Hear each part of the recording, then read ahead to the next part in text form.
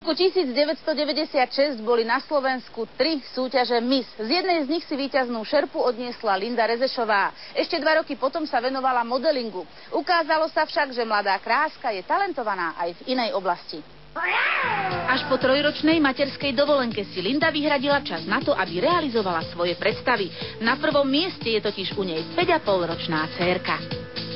Ja som Vicky. Ahoj, Vikinka. Ahoj. Ahoj. Ako sa máš? Dobre. Dobre? A predstavíš nám aj svojho psíka? Ako sa volá? Boninka. To je Boninka? Boninka Rezešová. Čo si rada, že tu máš?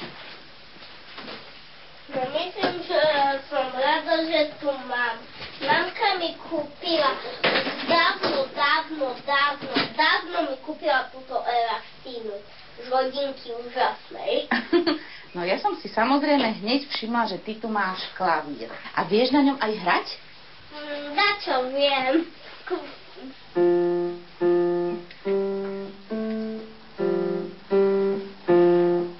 My ti musíme zatlieskať. No, super. To bola krásna pesnička. A maminka, ty vieš hrať? Maminka bola kedy samouk. Ja som skôr sa tak hľadala, že čo by ma tak nejako zaujímalo alebo bavilo, takže som sa rok učila u jednej pani učiteľky na klavír, potom som hrala na gitaru, to ma zase kamarát učil. Ja som tak skúšala všetko možné. No tak teraz si zavrnkaj trošku. A teraz tak... Mám, kde to zahrajte?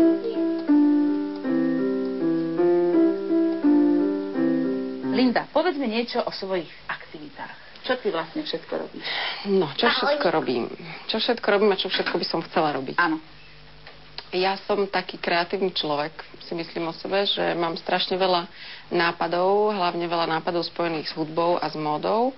A možno aj tým, že som sa nejaký čas veľmi krátky pohybovala v modelingu, tak s tou módou mi to v podstate zostalo. Včera sa tu konala v Košiciach druhá benefičná show, ktorú si organizovala ty. Máš pomocníkov na to organizovanie, alebo ako to zvládaš? Mám určite ako halu pre 3000 ľudí a 60 účinkujúcich by som určite nezvládla sama. A určite každá akcii predbieha v podstate nejaké také obdobie príprav a celej tej organizácie. Takže ja tu mám naozaj ľudí, ktorých poznám už dlhší čas a viem, že sa môžem na nich vo všetkom spoľahnúť, čo sa týka toho technického zabezpečenia organizácie. Sú to ľudia, ktorých mám rada aj srdcom, ako naozaj sú to osobnosti a sú to aj moji blízki známi, s ktorými som vyskúšala urobiť nejaké akcie, vyšlo to, tak spolu pokračujeme v tom. A v čom spočíva beneficia tohoto programu? Ja som rozmýšľala nad tým, ako tú akciu nazvať, pretože nechcela som robiť len hudobnú akciu, nechcela som robiť len akciu, ktorá by bola len o móde a chcela som, aby to podujatie malo aj nejaký vyšší zmysel. A ja som sa rozhodla, že by som chcela podporiť vlastne deti z detskej onkológie a každý rok ku tej onkológii pridať nejakú inú cieľovú skupinu.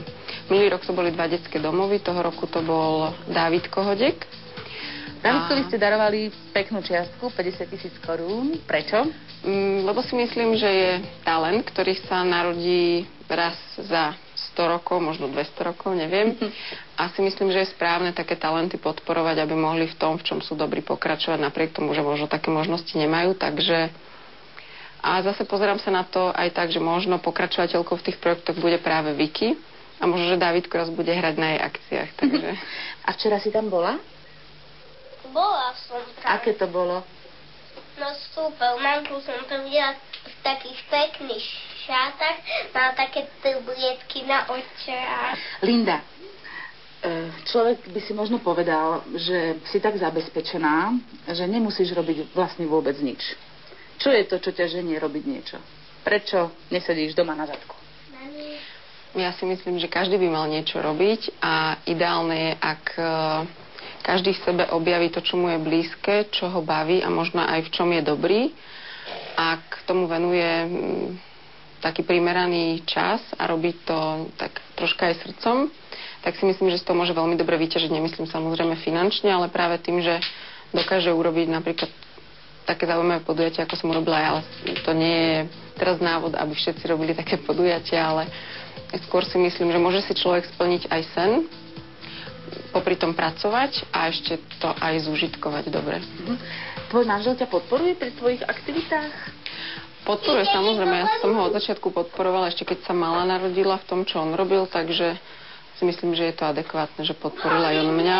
A myslím si, že vidí v tých veciach aj on zmysel, ktoré robím, takže je to také vyvážené. Chcela by si sestričku alebo bračeka? Sestričku radšej. Tak ako by ste chceli rodinku veľkú?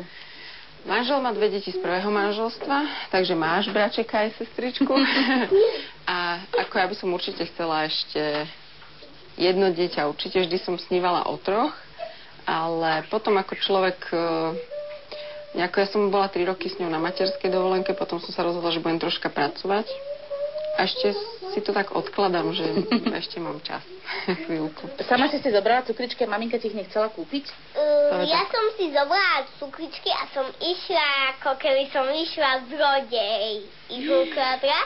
A mamka mi povedala, Vikinka, neber ich, lebo pán Ujo predávač to zavolá policajtov.